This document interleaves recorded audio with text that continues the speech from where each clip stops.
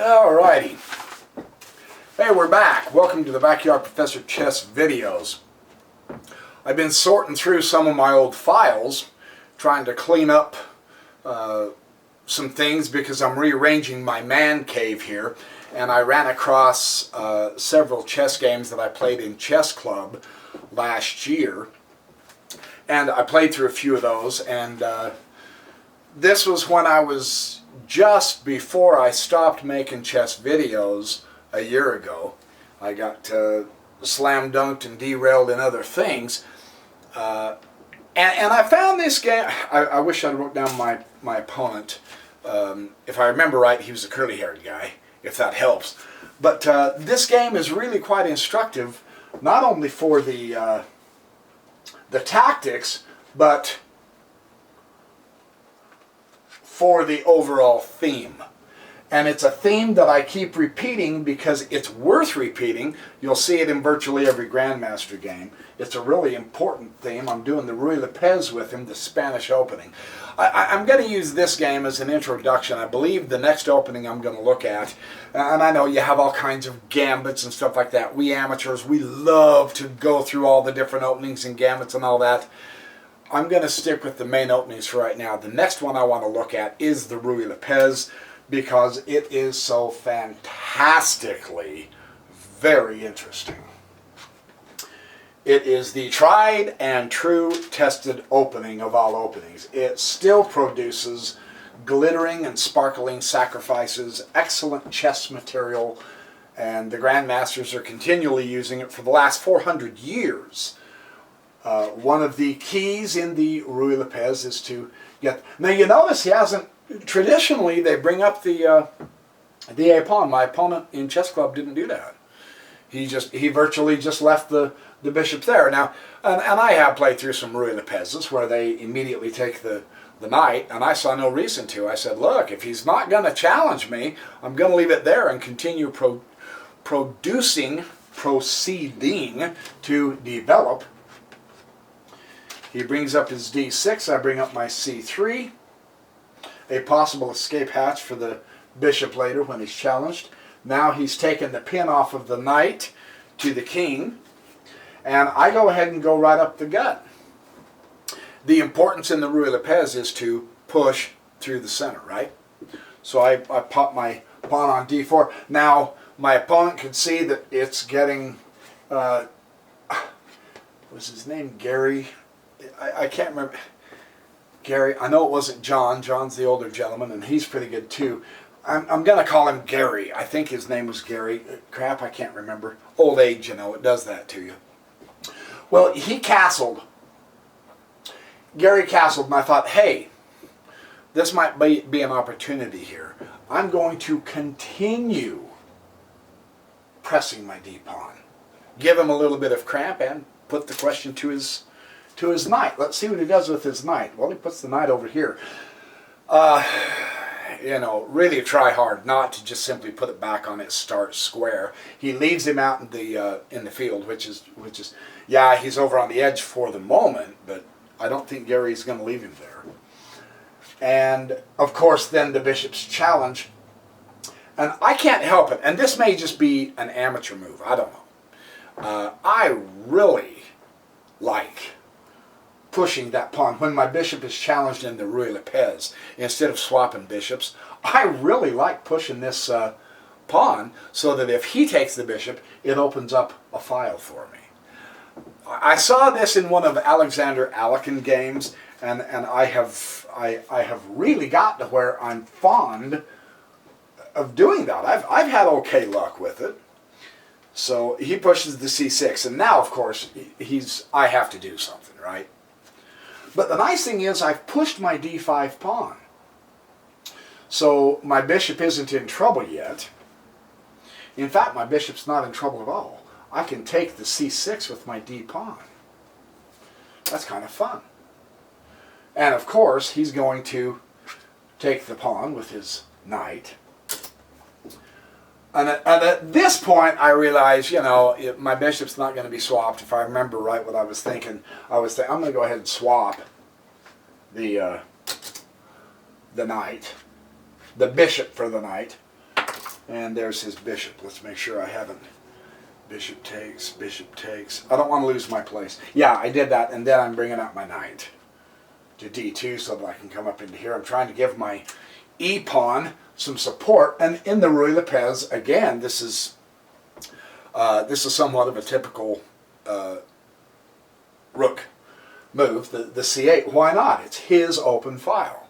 Right? Now, does that mean I have to let him have it? No, not at all. But at the moment, it's his. And this is correct. This is correct strategy, so far as I can tell.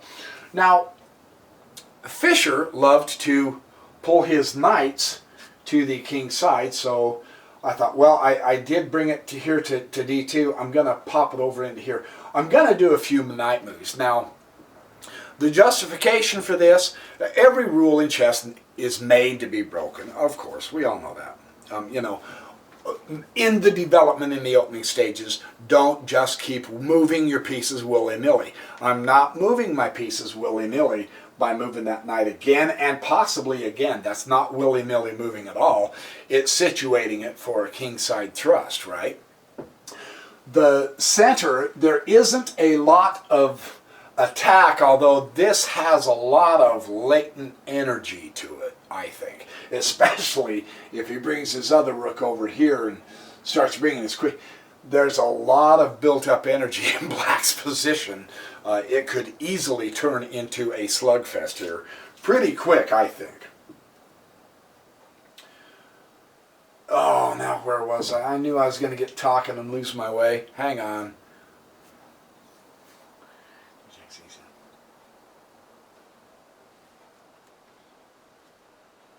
Knight to 2, knight to f1. Okay, now the bishop takes the e4.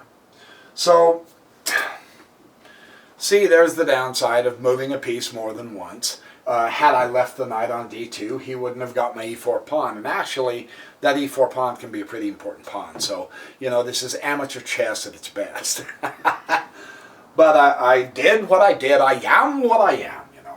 Well, I've got to keep developing, and my bishop here on b3 threatens this pawn out here, right? Well, he doesn't. Now, this is interesting because Gary didn't give a fly and flip about what I was threatening over here. He didn't start responding to me by pulling up his b to b6 to prevent me from... No, he kept right on trucking. He took my e-pawn, and then Gary took my knight. And my knight is one of the guardians of my king, so that was a pretty good move. I don't want to retake it with the pawn and beat up my pawn structure, so I retake it with my queen, which actually gives me a developing move with tempo. So that's pretty good. I'm not dissatisfied with that. And now here comes Gary, pawn e4. Yeah, you know, I'm getting schooled here, aren't I? I'm going, all right. Well, I do want to do a king side. All of my queen side's not really organized and structured, and Gary doesn't seem to be pressing to do much queen side activity. So I'm going to go ahead and keep focusing on the king side. And no sooner than I thought that, then here comes Gary, and I'm going, holy cats! Yeah. Crap! He can push this pawn and really get into here with the bishop. Do I react to this? See, this is the eternal question in our minds while we're playing these chess games. Do I react to what he's doing? That's a pretty strong thrust on the queen, and then he's coming down to here. Or down to here, hitting my weaknesses. I've got weaknesses all over the place on my queen side. Do I react to this? That's the eternal question, isn't it? And I said, no, I'm not going to react to it. I'm going to give my king Luft. I'm going to give my queen an escape hatch in case he brings his bishop up into here to threaten my queen, or the knight over to here to threaten my queen. I want to have an escape hatch. He's moved his queen over, his most powerful piece, and he's away from his king side. If he doesn't completely wipe out my queen side, perhaps I can keep working on my king side. On the other hand, what a colossal waste of time if I start transferring everything I have over here to the queen side just to react to his queen move, right? That's the initiative. This is the principle, the idea. You don't have to respond to everything your opponent does all the time. That's really not good chess. So, and then he goes knight h5, you know, challenge my... See, he's making moves so that I have to react to his moves, and I don't want to fall into the habit here of reacting to everything my opponent does. In this instance, because my queen is being threatened, yeah, you got to react to that, dude. Right. But I don't have to get all giddy with excitement, just move out of danger. So hop up the queen to 1. He comes back here to knight f6, and I drop back here to queen g3, and I'm letting him know, look, I want my queen on this file. And he obviously doesn't want the queen on the file. And now he does something interesting. Okay, here we go.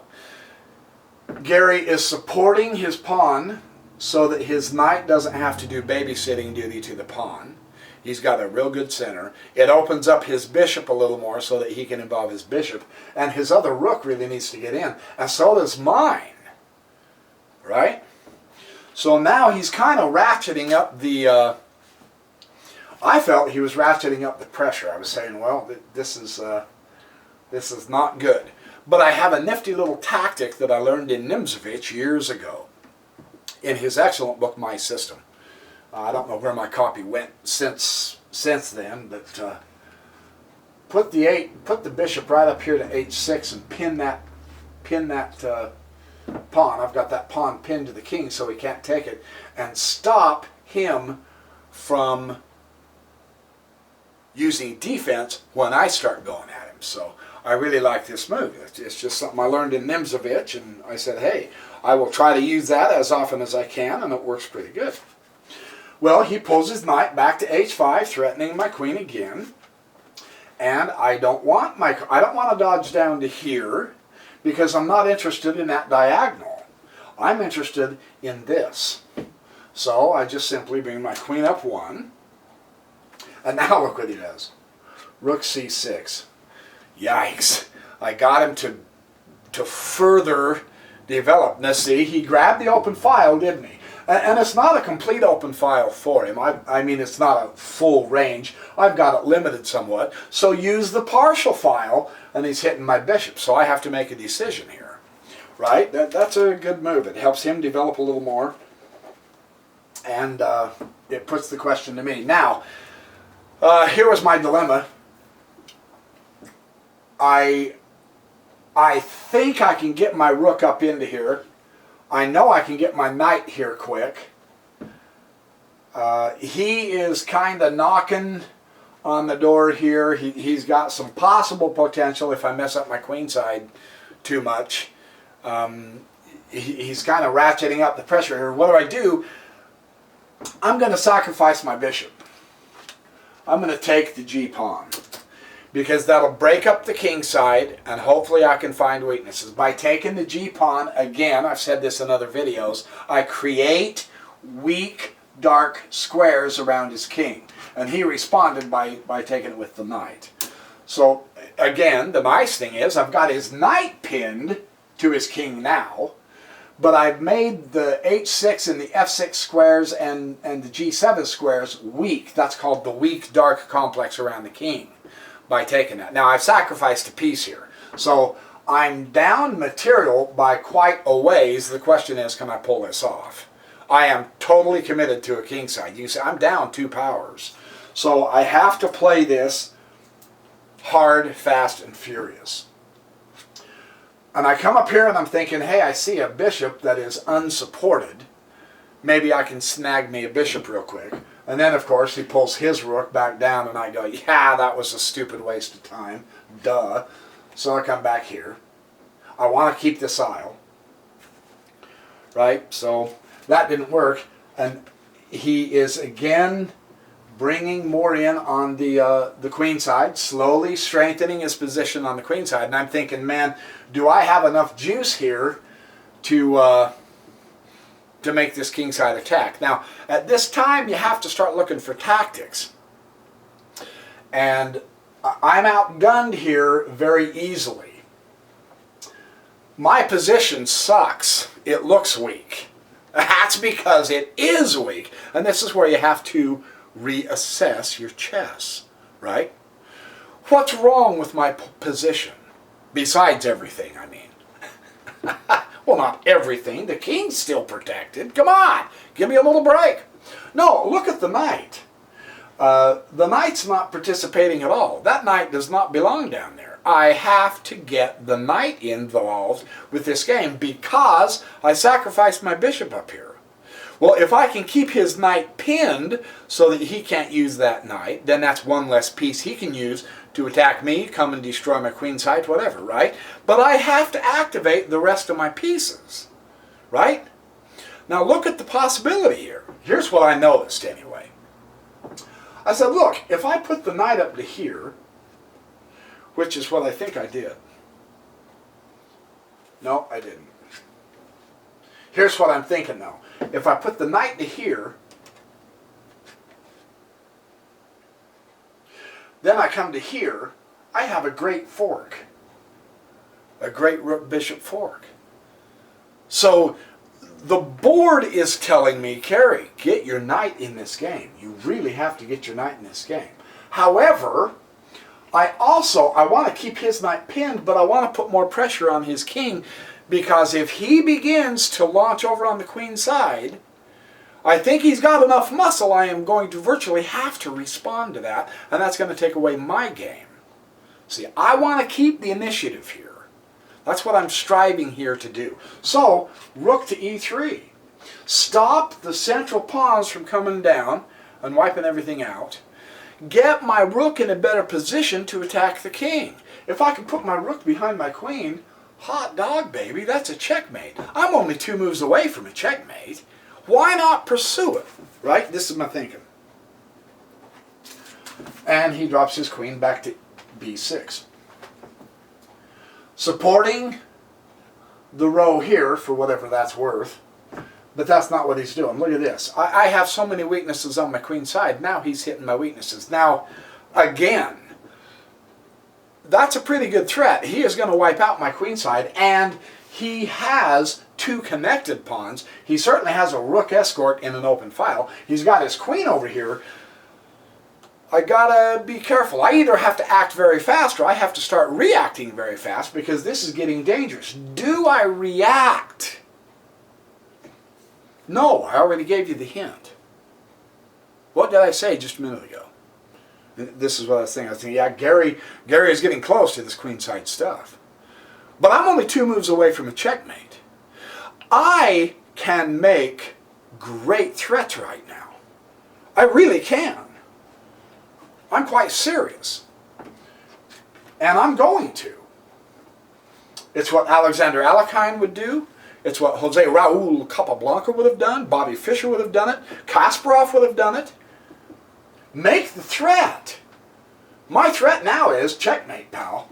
Now he has to address this. And why? To take this is a waste of his time now. Right? So now he has to react to me because I made the threat. That's called the initiative. This is an important thing to try to keep in mind. And look, it worked. Unfortunately, it worked too well. Because now he brings up his bishop. I'm thinking, holy cow. You know, I can't... I've got too much stuff up here. My h-pawn virtually is useless to threaten into bishop. It's going to be my g-pawn, and that's just moves and moves away. That's too slow. My f-pawn isn't going to do a darn thing to dislodge that bishop. And I am committed. I have to do a kingside attack here. Crap. That was a great defensive move. And he still has pressure on my queen side. Well, I obviously need more power here, and this is where I started noticing my knight. I can bounce up to here, and here, now look, hey, hold the phone, cowboy. Knight e3 is, not only do I blockade the moving pawns, but look at this fork. If I can take that pawn, I've got a queen, a rook, and a bishop with my knight. Oh, that would be sweet. I really hope he does something silly like move this rook right here. I really hope hope he's doing something like that. But, you know, that's not how you can play chess. You got to make your best moves, and you have to expect your opponent that he'll make his best moves. And here he does. Here he comes. Queen side. He is obliterating my queen side because I'm so riddled with weaknesses. Doggone it. Do I respond to this? You know, I don't have my other rook here, so I can't just simply plop the rook. You know he's coming to here next, and I can't put my rook here. You know, do I save my rook and bring it over to here or here? No. That's too slow. Now this might be the amateur in me. I am really striving to not just react to every kind of threat. Now, make no mistake about it. This is an attack. That's a threat. That's a threat carried through. Wow. Do I have to address this? No. I have now activated my pieces. I still have a great rook bishop fork. I still have the knight pinned. So in essence, this is just a one-piece attack. And you're saying, yeah, but you're going to lose your rook. I'm going to trade a rook. Yeah, but your king's on the second rank. No, I've got h2 to escape to. I'm willing to trade him rooks, because then this brings me up into here, and I'm willing to trade the rooks at this point. I think I've got enough oomph I can beat Gary here. Right? Well, he does take the rook. Check. I bump my king up to rook 2. And he brings his rook. So he's got my rook, and I didn't get his.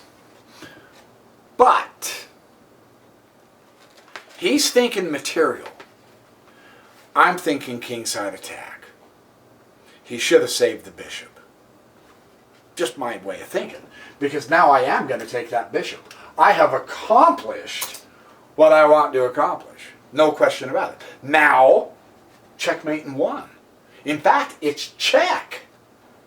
Right? And there's nothing he can do to stop me. He virtually has no choice but to move the king. And now it's checkmate.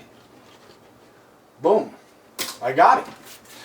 So, the idea of Gary pursuing material, and he did. He wiped out my queen side, of course. But the idea that he's going to pursue material instead of take care of business, because I refused to always react to what he was doing. I went ahead and made my threats. I positioned my pieces, my rook, my knights, my queen. I positioned my pieces in such a way that I could make serious threats and make him react. Maybe he was thinking the same thing. He was thinking, I'm not going to react to him. I'm going to come over here and make him react to me, and I'm going to do a queen side. I ended up sacrificing several pieces in this game. My bishop, my rook, a pawn or two, etc. But the overall theme is, if you can, treat your opponent's threats with utter contempt. Ignore them and carry on. You gain the initiative. You do your thing. Always, of course, keeping an eye out on really, really dangerous stuff. Losing a rook is not the end of the game. Losing a pawn, getting your queen side obliterated is not the end of the game, because I took the time, I didn't waste my time, I took the time to give myself the correct position. I threw some tactics in there, some forks, some pins. I limited the number of pieces he could use. So that's a pretty important lesson in chess. And it's especially important for us amateurs. So anyway, hey, there's your chess exercise, there's your chess video. It is Easter weekend. I'm going to go enjoy my Easter. It's Saturday today, but I've got some things to do, and then I'm going to go take the day off tomorrow and enjoy the festivities. So you have a happy Easter weekend, and I will see you in the next chess video sometime next week.